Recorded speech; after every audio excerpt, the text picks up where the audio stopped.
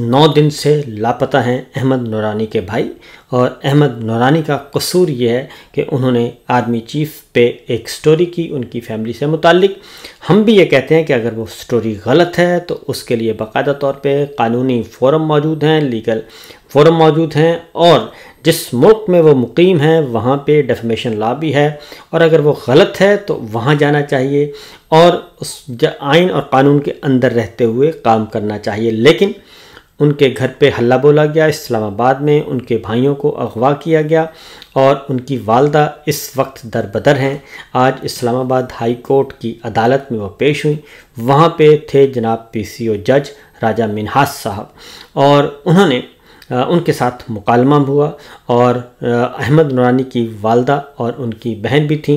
IG Islamabad Ali Nasir Rizvi पेश हुए और उन्होंने कहा कि IG साहब, मैंने SHO को कहा था कि इंक्वायरी करके बताएं। जस्टिस इनाम मिन्हाज साहब ने कहा। तो मैंने इस मामले को सुपरवाइज़ किया है, स्पेशल तहकीकाती कमेटी बनाई है और SSP ऑपरेशंस जो हैं वो इसकी सरबराही कर रहे हैं, और जियो फेंसिंग भी कराई है, CDR भी हमने हासिल किया है, और तमाम 27 के 27 थानों में हमने ये सारा जायज़ा लिया है, और कहीं से भी कोई जो है वो थानों से या CTD किसी के पास ये मौजूद नहीं है। ये बताया गया जी कि वो किसी के पास मौजूद नहीं है। ये IG इस्लामाबाद कह रहे हैं, और तमाम सूबों के IG से रब्ता हुआ है, उनसे भी मालूमात मांगी हैं, और IB को भी हिदायत की है, उनको भी लिखा है कि वो भी हमें बताएं। और उन्होंने कहा जी कि किसी के पास नहीं है अहमद नूरानी के भाई। उसके बाद अगली जो मुकालमा है वो बहुत ज़बरदस्त है। जज साहब ने कहा कि आपने ECL में चेक करना था रिकॉर्ड कि कहीं वो बैरून मुल्क तो नहीं चले गए, और पता करें और हस्पतालों में चेक करवाएं, कहीं किसी हॉस्पिटल में ना हो, और 15 से चेक करा लें, कहीं किसी को मालूम नहीं हुआ, कोई कॉल नहीं आई। IG साहब ने कहा कि बिल्कुल जी, हमने हर जगह से चेक कराया है, 15 से चेक कराया है, ऑटो रिकॉर्ड सिस्टम चेक कर लिया है, किसी किस्म की कोई कॉल मौसूल नहीं हुई। और इसका हल क्या है? जस्टिस साहब ने कहा तो हमें कुछ वक्त दिया जाए, हम पूरी कोशिश करेंगे। IG इस्लामाबाद ने कहा कि जी 2 भाइयों की बाजियाबी के लिए 2 हफ्ते का वक्त हमें दे दें, और इसलिए ये हमें वक्त दे दिया जाए और इस पे हम कुछ कोशिश करेंगे। अब IG के बयान के बाद जी उनकी वालदा जो हैं वो काफ़ी परेशान हुई, और उन्होंने कहा कि जनाब, आप मेरे बेटे जो हैं वो 10 दिन हो गए लापता हैं, और कोशिश करें हमारे बेटों को बाजियाब करवाएं। और उसके बाद जो अगला है, उन्होंने कहा कि जी कैमरों में भी किसी के पास कोई रिकॉर्ड नहीं है, यानी कि जो CCTV कैमरेज हैं सेफ सिटी के, उसमें भी कुछ नहीं मिला, हमें कोई भी कहीं से कोई नहीं मिली जी, उसका सुराग नहीं मिला। अब कुछ अर्सा पहले ही, चंद दिन पहले ही, इस्लामाबाद पुलिस ने बाकायदा तौर पे एक दिखाया है, एक वीडियो रिलीज़ की छोटी सी, और उन्होंने कहा कि देखें ये रवां दवां है ट्रैफिक और ये सब कुछ है, और हमारे सेफ सिटी प्रोजेक्ट के जो CCTV कैमरा हैं सारे के सारे काम कर रहे हैं, और उन्होंने बड़ी रवानी दिखाई और हर जगह पे। तो मैंने उस वक्त पे ट्वीट किया था कि क्या 26 नवंबर का जो कत्लेआम है उसकी CCTV फुटेज भी आपके पास महफूज है? तो उसका जवाब नहीं आया। तो आज उसका अमलन सबूत हमने देख लिया। उन्होंने कहा कि कहीं से भी हमें कोई रिकॉर्ड नहीं मिला, और ना ही कैमरे जो हैं वहाँ पे हमें सुराग मिल सका है। तो उन्होंने कहा कि जी ठीक है, सेक्रेटरी दिफा फिर आइंदा समात पर जमा करवा दें जवाब। जस्टिस साहब ने कहा कि जी मैं आपके कहने पर चल रहा हूँ और आपको मैं टाइम दे रहा हूँ, लिहाजा हम ईद के बाद इसका जायज़ा लेंगे। तो वालदा साहिबा जो हैं, अहमद नूरानी की वालदा साहिबा, जिनके 2 बच्चे जो हैं लापता हैं, और वो बहुत ज़्यादा आबदीदा हुई और वो रो रो के हल्कान हुई, और उन्हें जज साहब ने कहा कि रोई ना, अल्लाह रहम करेगा। उन्होंने कहा कि मेरे बच्चों का मुस्तकबिल, मेरे बच्चों की जान, मेरी बच्चों की अमान चाहिए, लेकिन जज साहब ने कोई ऐसी बात नहीं की। और उसके बाद इससे अगला जो एक ख़बर, इससे रिलेटेड मैं आपको ख़बर आपको देना चाहता हूँ, और वह है हमारे अदील सरफराज हैं, बहुत ही प्यारे दोस्त हैं।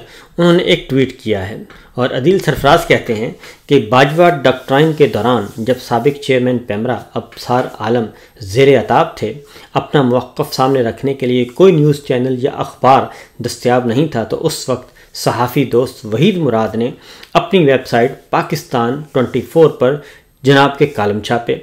एक कालम आज तक उनकी टाइमलाइन पर सबसे ऊपर नुमाया है। सितम दरीफी देखिए कि आज जब वहीद मुराद पर मुश्किल वक्त आया तो जनाब अफसार आलम का ट्विटर गूंगा बहरा हो गया है। तो ये सिर्फ वहीद मुराद के साथ ही नहीं, ये अहमद नूरानी के साथ भी यही हुआ है कि उनके बहुत सारे दोस्त उनका साथ छोड़ गए हैं। और यहाँ तक कि एक तो कल एक ट्वीट आया और उन्होंने कहा कि ये स्टोरी ही हम डिसोन कर रहे हैं। गालिबन उस्मान मंजूर का था जी एक ट्वीट, और उसमें उन्होंने कहा कि हम स्टोरी ही डिसोन कर रहे हैं। तो ये है प्रेशर का आलम और ये है सूरत हाल। अब अगली खबर आपको सुनाते हैं जी। ये तो एक तरफ फिस्तायत और ये सारा कुछ चल रहा है और किसी किस्म की कोई बेहतरी की सोच नहीं पाई जाती इन सब में।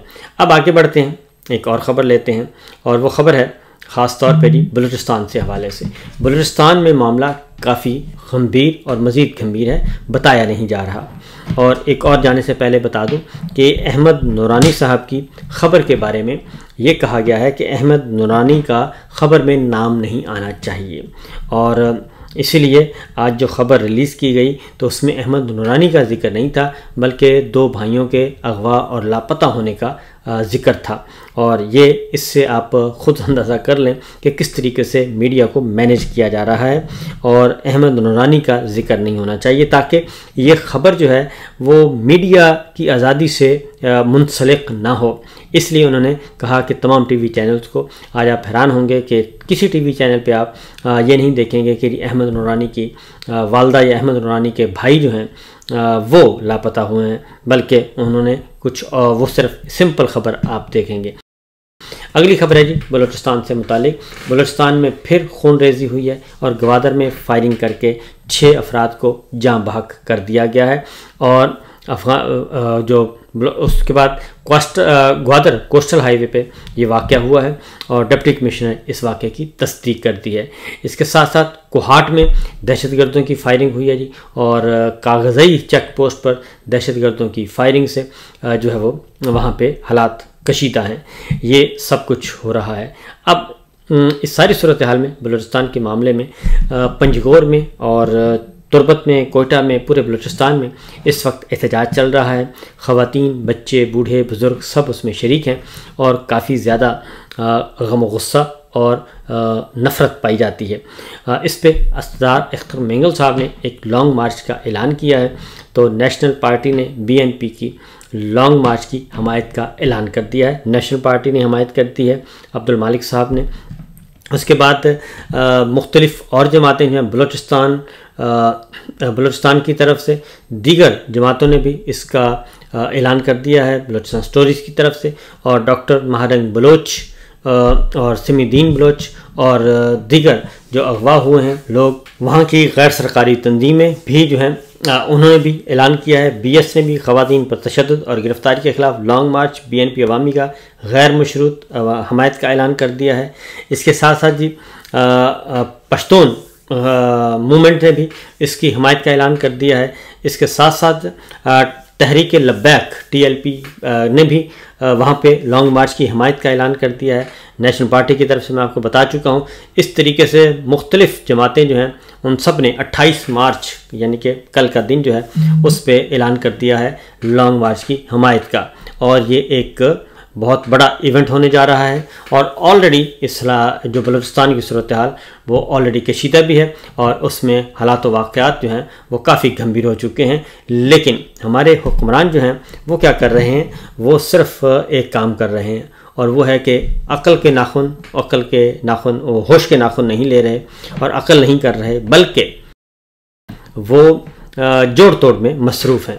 अब इसमें कुछ आपको मालूम है कि अमेरिका की तरफ से जो विल्सन और रिपब्लिकन और डेमोक्रेट्स के कांग्रेसमैन जो हैं वो मिलकर एक कानून लेकर आ रहे हैं, और वो कानून है आर्मी चीफ से मुताल्लिक और दीगर अहम शख्सियात से मुताल्लिक जो भी पाकिस्तान में जमहूरियत के कत्ल में मुलव्वस है वो उसका नाम, और जो इंसानी हकूक़ को पामाल कर रहा है, जो अपने जो सियासी कारकुनान को पॉलिटिकल विक्टिमाइजेशन जो चल रही है, सियासी कारकुनान को जेलों में डाला हुआ, उसमें मुलव्वस जितने भी अथॉरिटीज़ हैं और ख़ास तौर पे आर्मी चीफ, उनके खिलाफ बाकायदा तौर पे लेजिस्लेशन होने जा रही है और उसका बिल आ गया है। इसीलिए तारिक फ़ातमी साहब मौजूद हैं वाशिंगटन में और वो मामले खसूसी की कायम मुकाम अंडर सेक्रेटरी, आप ये लेवल देख लें, ज़रा सोचिएगा लेवल। तारिक फ़ातमी साहब वो मौजूद हैं वाशिंगटन में और उनकी मुलाकातें किस हुई हैं? मामले खसूसी की कायम मुकाम अंडर सेक्रेटरी ऑफ स्टेट से और नेशनल सिक्योरिटी काउंसिल के सीनियर डायरेक्टर बराए जनूबी सेंट्रल एशिया की एशिया रिकी गिल से मुलाकात हुई है। और ये मुलाकातें और इन मुलाकातों का मकसद क्या है? इन मुलाकातों का मकसद है कि कोई रिलीफ मिल जाए और कोई हमारे पे रहम फरमाया जाए।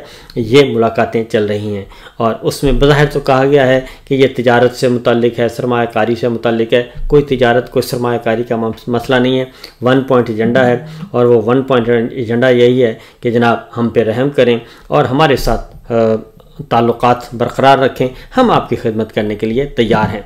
ये किया है। दूसरी जानिब इस्लामाबाद में वज़ीर दाखिला मोहसिन नकवी साहब से अमेरिका की कायम मुकाम सफ़ीर यानी कि चार्डी अफेयर्स ने मुलाकात की, नाज़िमुल उमूर ने, और उसमें जाफ़र एक्सप्रेस दहशतगर्दाना हमलों की मज़म्मत की गई है।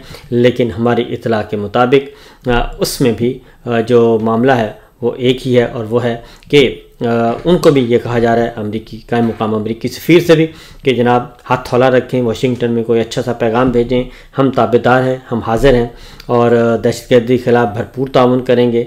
और ये सब कुछ किया गया।